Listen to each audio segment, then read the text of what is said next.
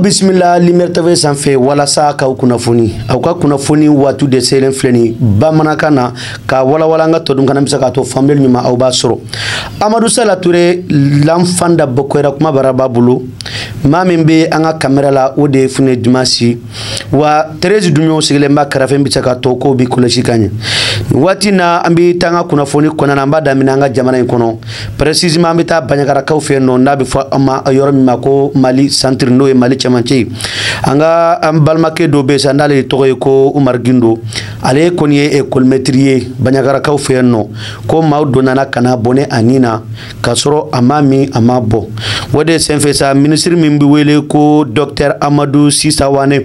n'ale ministre de l'éducation nationale de base ale kɔni y'a jira k'a fɔ ko nin kɔni ye ko ye ko min tɛ se ka to tan ko enseignants tɛ ka se ka sigi u tɛ ka se ka da u tɛ ka se ka foyi kɛ wa ko nin kɔni ye fɛn ye fɛn min jɛti ka n'a ye wulikajɔ ni baaraw bɛɛ bɛ kɛ min bɛ se ka to enseignants mana kɛ diɲɛ yɔrɔ yɔrɔ olu bɛ se ka dɛmɛ ka u lakana u ka baara kɔnɔna na min bɛ se ka to u bɛ to u yɛrɛ ye u ka kisi majugu tɔɔrɔ ma. N'an bɔra yen an bɛna précisément an fɛ yan Bamakɔ yan précisément an bɛ taa cour d'appel la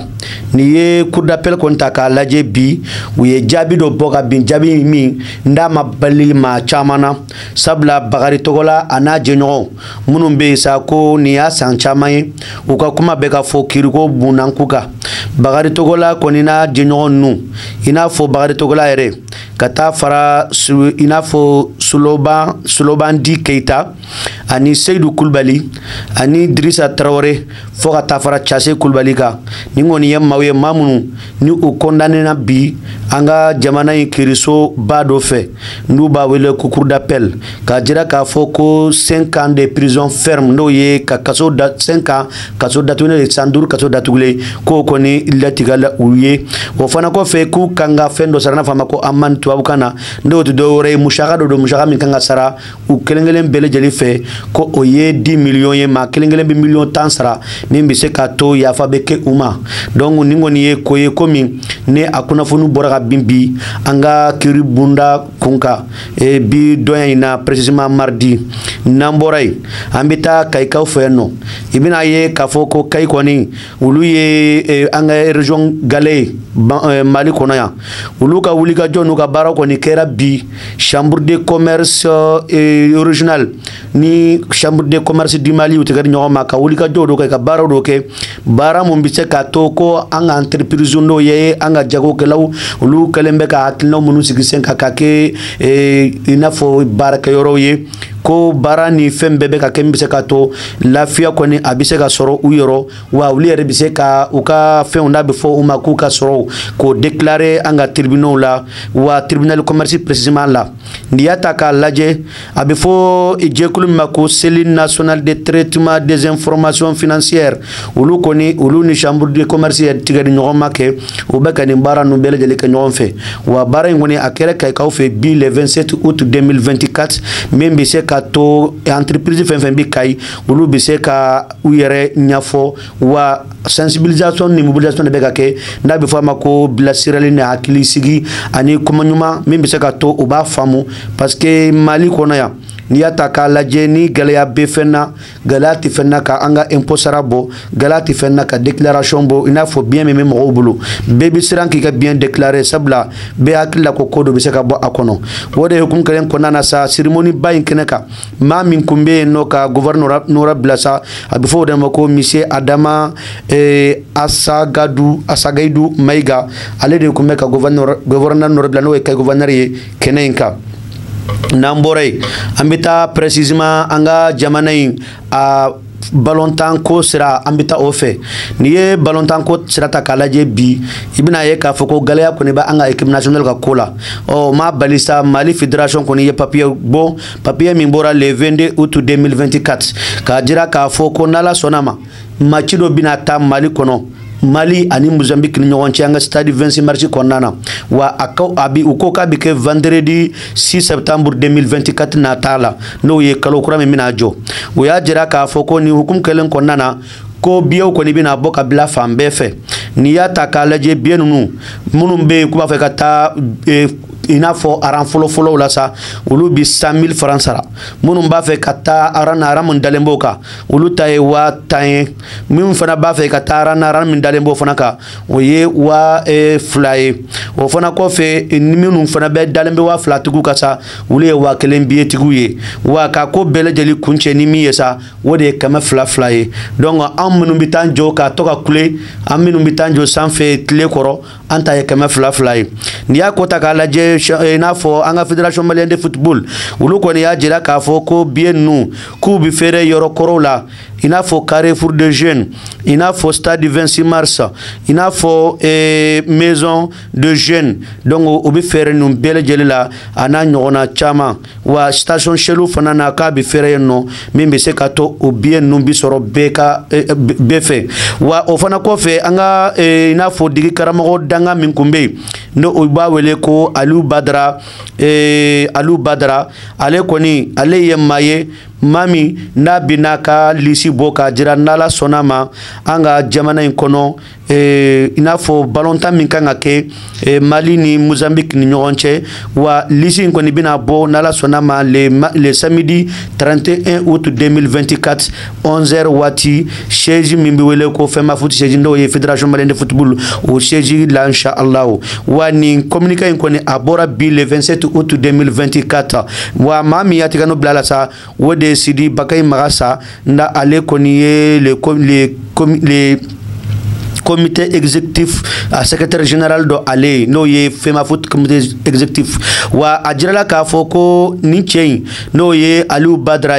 ale koni bina kan lisi mbo ka di jiama ka jira jiana ale ka bare mi Aliou Badara Diallo be hakili bala ale de kunye Eric Sexual o de ka dangaye watimina Eric Sexual kumbe Mali e gulu nyamala wa halisi sambito ballon tanko sirafe ministre des sports ale koni wuliga joke ka conférence de presse ke Jeux olympiques min kara France ka fenno ko Mali donc ni munun kumbe o ma joyoro basoro akera bolikala wo akera nonikala wo akera panikala wo akera bolokuru firle wo akera fen ku tara ko o majoro basoro ministre koni a table gauche a dimine akele nga table gauche ka jira ka foko war min tara ko akadi ulu ye explication kadi Mali do ma famille ka ke munde kama Mali majoro soro ni koina wo hukum gelen ko na ministre na ale ka barnya selembe sport koma ale ya jira ka foko war min ko tara ni koina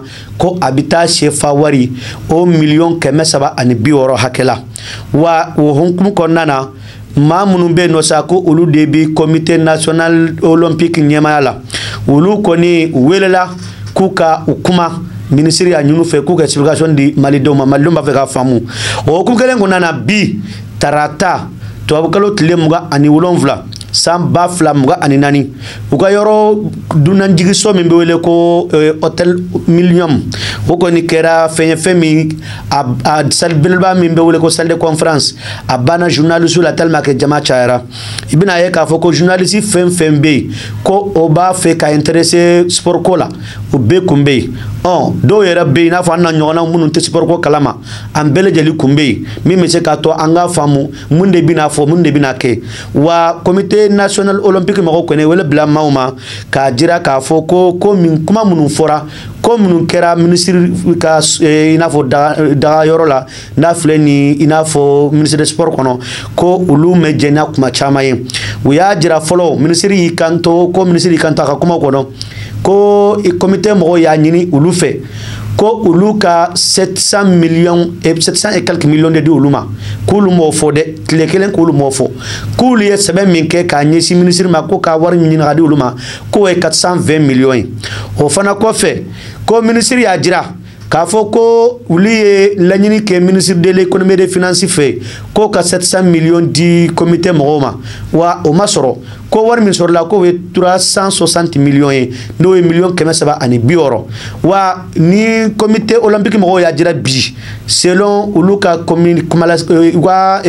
ina fo trésorier général aka kuma ko nana aya jira k'a fɔ ko tiɲɛ yɛrɛ la ko nin ko in ye ko ye ko min ma faamu wa olu kɔni ye wari min sɔrɔ a dira olu ma siɲɛ 3 diko 3 o de kɛra ka ɲɛsin olu ma diko fɔlɔ min kɛra o fana kɔfɛ dɔwɛrɛ kɛra o fana kɔfɛ dɔwɛrɛ kɛra o tɛ saba ye wa a y'a jira k'a fɔ n'i y'a wari bɛɛ ta k'a fara ɲɔgɔn kan k'a bi bɛn 93 millions de ma o tɛ dɔwɛrɛ ye koyi ko million 90 ko 360 millions min fɔra ministre fɛ ko million 93 ko y'o de sɔrɔ a la wa o hukumu kelen kɔnɔna na k'olu taara Faransi parikaw fɛ yen nɔ k'olu ye baara in bɛɛ kɛ komi Mali ma taa ɲɛ ballon ko la a ma taa ɲɛ athlète tɔ ninnu ka ko la ko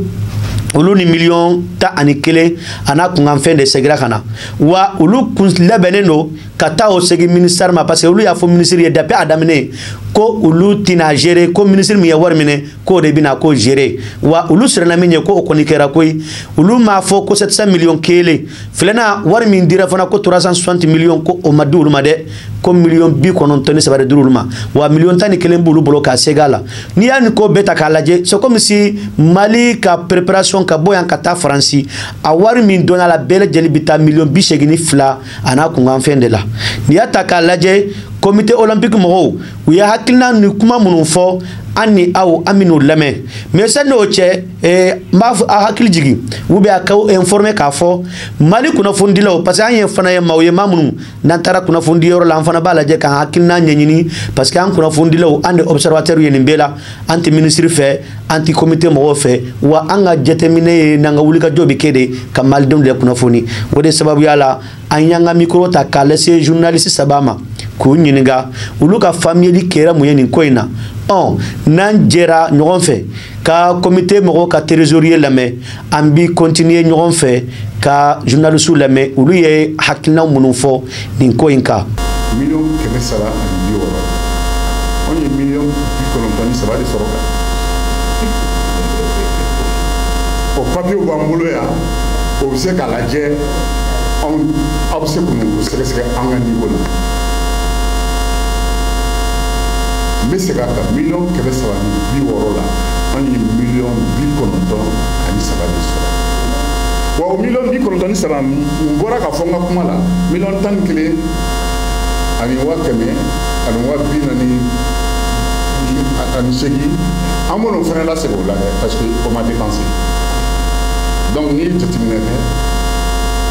kasani bi min dira anw ma anw ka Jeux olympiques baara kɛ o bɛ taa bɛn million 10 ani 2 soit kɛmɛ sigiyɔrɔ anw ye 22 de sɔrɔ a tɔ 78 o bɛ ministère min bɛ farikolo ko ɲɛnabɔ ko non 22% moins 100% ça reste 78%. Je vais dire ça. Comme les Bamanangans et fait donc 78% du Segin.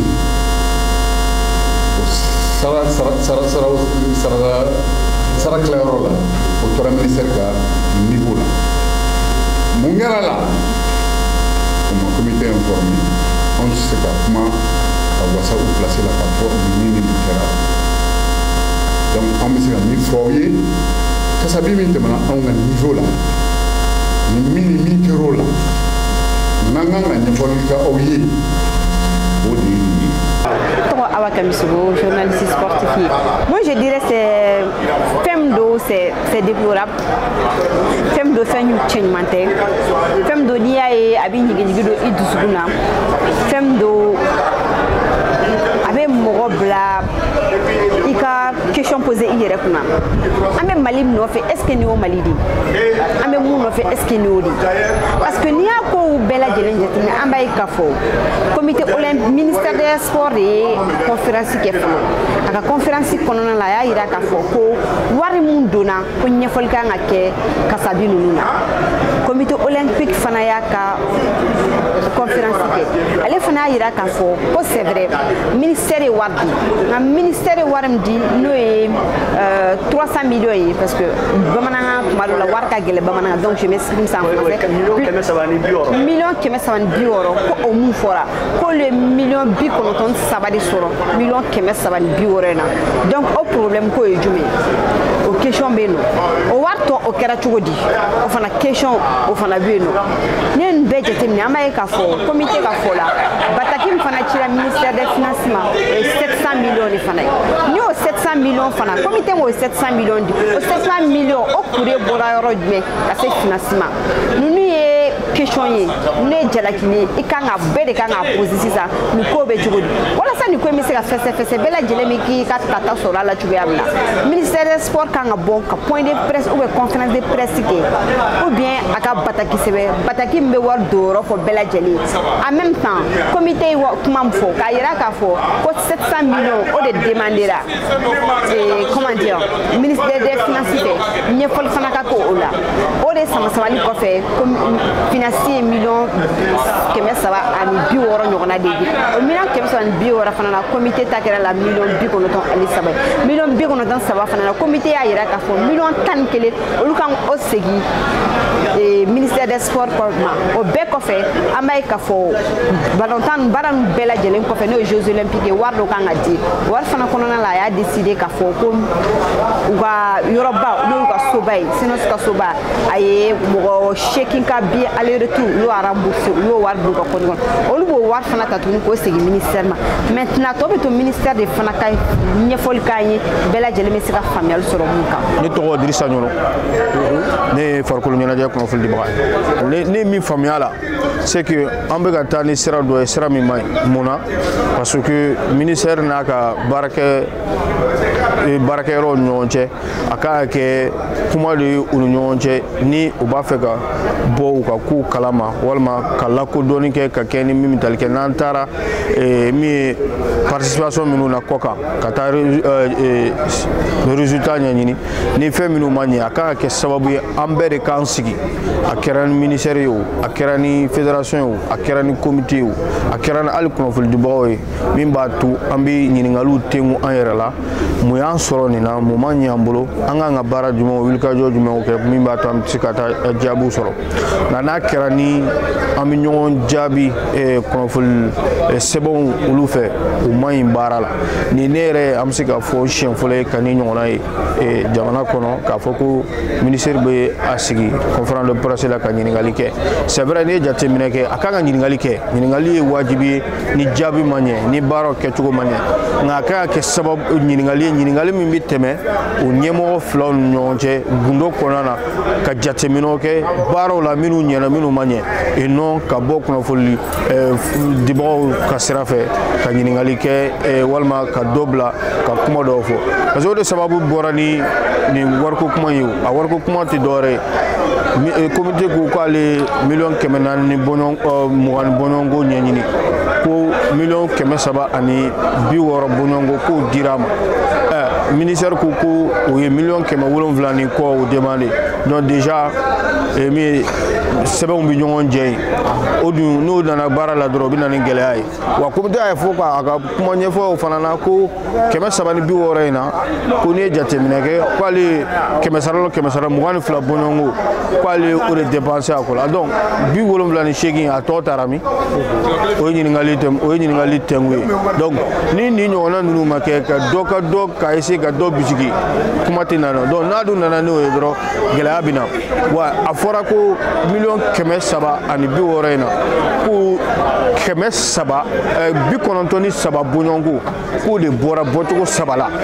o bi konontoni saba en fanana ko tan kilim ani doni baka ko fana bu bulu ko tumina doni mali tuntara yoro ja donatan srafe ko do biola pour que supporter bi sekata jamana se normal don tugamina bo ko fana tobe o bina faraga don no lu dum bora bi konontoni saba ina e bay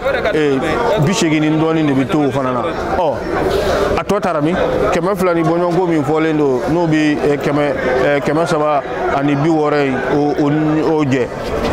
o tɔ taara min donc a bɛ se ka kɛ sababu ye a bɛ ministère de bila sisan ka ɲɛfɔli kɛ walima a ye maa min bila ka taa ni u kan ka baaraw ɲɛnabɔ ka bɔ ka ɲɛfɔli kɛ malidenw ɲɛna an bɛ se ka faamuyali sɔrɔ a la cogoya min na. Donc Musa n ye kunnafoni dila Énergie TV la. Bon, ni conférence de presse sigilen bɛ k'an ba kɔnɔ parce que ministre ka Jeux olympiques kɔfɛ d'abord Maliens sigilen bɛ k'an ba kɔnɔ mun de man ɲɛ. Donc maintenant mun man ɲɛ n'a ma ɲɛ ko o ɲininkaliw kɛra déjà fo jaabi ka sɔrɔ jaabi minnu bɛ se ka di ka kɛ ni a walo ye. An y'a ye ministre bɔra k'a ka conférence kɛ ale ye walawalali dɔ kɛ. Donc maintenant mɔgɔw ɲɛ jɔyɔrɔ ye min ye peut-être o ye médaille ma sɔrɔ mais o ye ale dusu tɔɔrɔ mais a ye comité a y'a jira k'a fɔ k'a ye comité mɔgɔw wele pour ka walawalali kɛ a la. Ale yɛrɛ tilara k'a fɔ tuguni k'a fɔ ko comité ye wari min demandé ko wari dira u ma. Donc maintenant 700 millions ko kuma yɛrɛ fɔra mais olu sera ka wari min sɔrɔ ka di o ye 300 et quelques millions k'o sera ka di comité ma ko o versera comité ka compte la. An ye nin kuma in mɛn a bonyana an bɛɛ lajɛlen hakili ma. Bon maintenant mɔgɔ minnu ka surun déjà administration tagabolo i b'a dɔn k'a fɔ wari tɛ di fédération ma ka gérer wari tɛ di comité yɛrɛ ma ka gérer cogo dɔw la. Donc maintenant mɔgɔ caman tun b'a la ka to k'o ɲininkali kɛ i yɛrɛ la. Donc an sigilen bɛ ka comité olympique yɛrɛ de makɔnɔ min tigida o ye mɛnni kɔ da donc bi u bɔra u ye walawalali kɛ a la u ka walawalali kɔfɛla na an y'a ye k'a fɔ tiɲɛ yɛrɛ la majɛ caman bɛ nin nɔ d'abord million 170 ko kuma min kun fɔra fɔlɔ o kuma k'o tɛ tiɲɛ ye donc maintenant olu ka papier la olu ma laɲini foyi kɛ ministère fɛ min kunnama bɛ se million 170 ma fɔlɔ donc maintenant nɔgɔ bɔra o la bɛɛ ye faamuya sɔrɔ o la donc maintenant o fana kɔfɛla na ka bɔ yen nɔ tuguni comité kun ye wari min ɲini o wari kun bɛ taga million 400 ani damadɔ la état sera wari min di o bɛnna million 300 ani damadɔ la donc maintenant o b'a jira k'a fɔ comité kun ye laɲini min kɛ n'o kun ye million 400 o ma sɔrɔ donc million 300 donc jamana sera ka o débloquer ka di i n'a fɔ an ye kibaruya sɔrɔ cogoya mun na mais jamana ye o min débloquer fana yala wari dira comité ma ka gérer mɔgɔ caman bɛ yen nɔ minnu b'a la ka comité jalaki k'a fɔ k'u kan ka na wari in compte rendu kɛ donc maintenant wari min fana dira comité ka explication na million 300 ani 60 a n'a kunkan fɛn na olu ma se ka min bilara olu ka compte kɔnɔna na million 93 donc million 93 a kɛra cogo min na u y'a walawala ka tila k'a fɔ a justificatif fana bɛ yen nɔ min b'a jira k'a fɔ tiɲɛ la a kɛra nin cogoya in na donc moi je pense que bi conférence de presse kɔfɛ jamanadenw y'a faamuya k'u bɛ niveau min na donc maintenant wariko ta fanfɛla na majɛ minnu bɛ yen nɔ parce que n'i ye million 93 bɔ million 300 ani kɔ la a écart ka jan a tɔ ka jan wari tɔ taara yɔrɔ jumɛn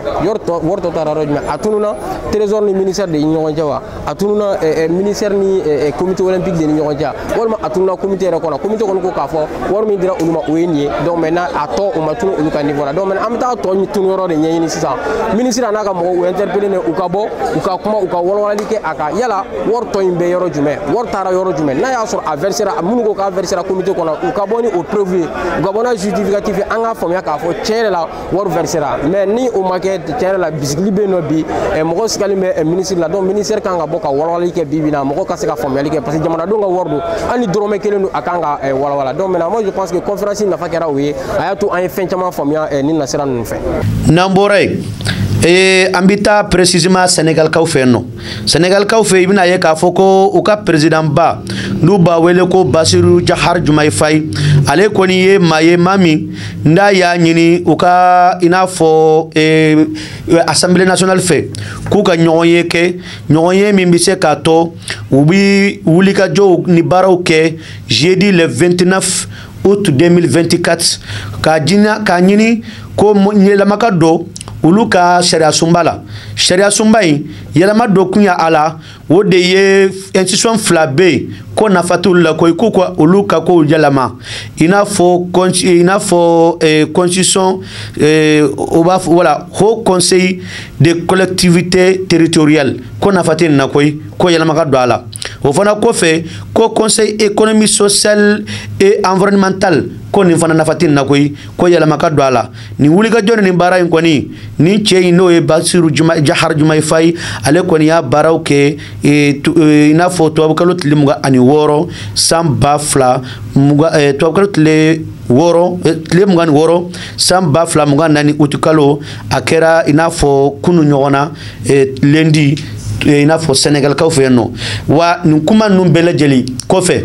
an bɛ a fɔ ɲɛna dɔrɔn ko an ka wulikajɔ n'an ka baara a bɛ kɛ ka ɲɛsin maliyɛnw ka kunnafoni ma o de kama an bɛ wele bila maliyɛn bɛɛ ma maa b'a fɛ k'an dɛmɛ mama hakilina ye mi ye ka Mali denw kunnafoni o y'a ka miirina ye an bɛ bɛɛ wele u bɛ se ka taa an ka page sanfɛ numéro min bɛ yen u k'o kɔngɔ ou bien n'u mɔgɔw bɛ an na u bɛ se ka message caman cogoya min ka d'u ye an bɛ an ka dɛmɛbaaw fɔ déjà minnu bɛ k'an dɛmɛ bi bi in na baara in bɛ se ka kɛ ɲɛ cogo min na n'o ye madame Fatumata Ɲani Batuli n'ale ye mouvement Anbiko ɲɛmaaba ye ka taa fara Tulis groupe o fana ɲɛmaaba don wa Anbiko wo Tulis groupe baarakɛla bɛɛ an b'u bɛɛ fo a ka danga n'o ye madame Touré Binta Ɲani an b'a fana fo ka waleɲuman dɔn ka baara kɛ ɲɔgɔn n'a cakɛɲɔgɔn bɛɛ lajɛlen fɔ o fana kɔfɛ foli yanni tɛnɛ an b'a ta k'a ɲɛsin an balimakɛ ma n'o de tɔgɔ ye ko Mamutu Tarawele n'ale yele électronique chez Mamutu Tarawele o bitigi ɲɛmaaba don wa ka baara kɛ ɲɔgɔn bɛɛ lajɛlen fɔ k'a fɔ ɲɛna dɔrɔn hakilijigila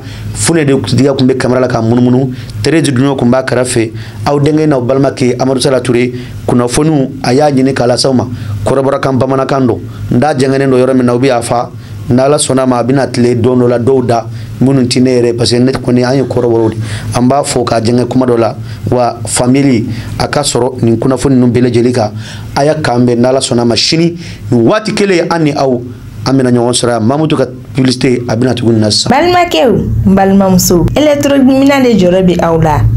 o banna pewu walima sokɔnɔminɛnw misiri kɔnɔminɛnw studio minɛnw salle de conférence minɛnw fo ka taa se